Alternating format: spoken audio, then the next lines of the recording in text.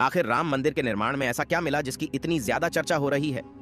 जब नासा के वैज्ञानिकों को इन चीजों के बारे में पता चला तो वह भी हैरान रह गए। और सबसे बड़ी बात की, जब आपको इनके बारे में पता चलेगा तो आपके भी रोंगटे खड़े हो जाएंगे।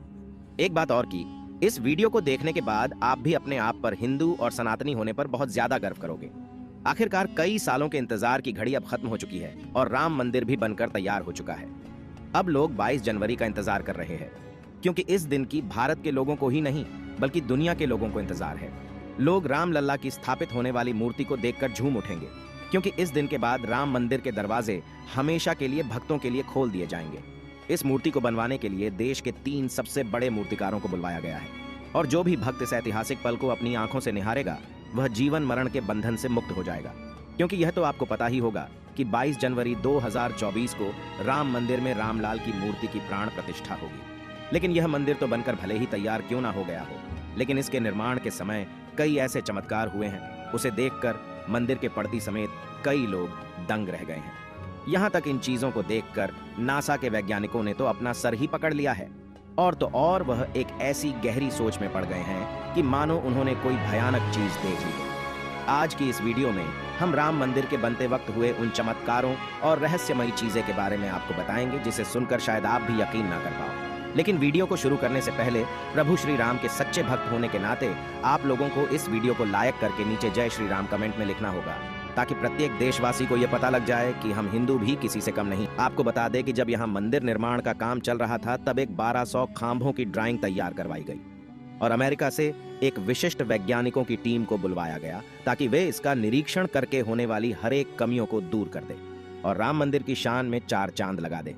लेकिन जैसे ही राम मंदिर के निर्माण के वक्त वहां की धरती को खुद गया, तब उस धरती से एक ऐसी वस्तु निकली कि उसे BCC देखकर सभी के होश उड़ गए। और उसे चमत्कारी और दिव्या वस्तु ने न सिर्फ उन वैज्ञानिकों के होश उड़ाए बल्कि भारत सरकार को भी हिलाकर रख दिया, जिसके बाद तुरंत एक कमेटी बनाई गई और उसकी जांच के लिए लगा दी।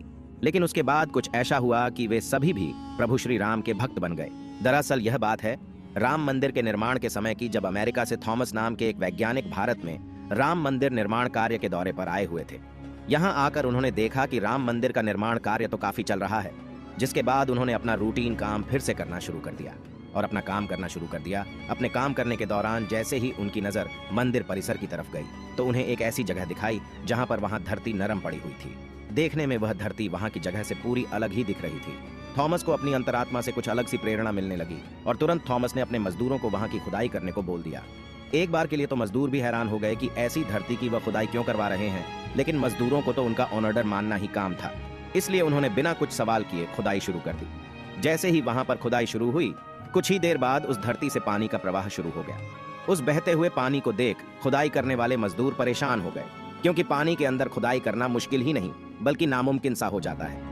लेकिन जब इस पानी का सर्वेक्षण किया तो पता चला है कि यह पानी तो पास ही में बह रही सरयू नदी का पानी है।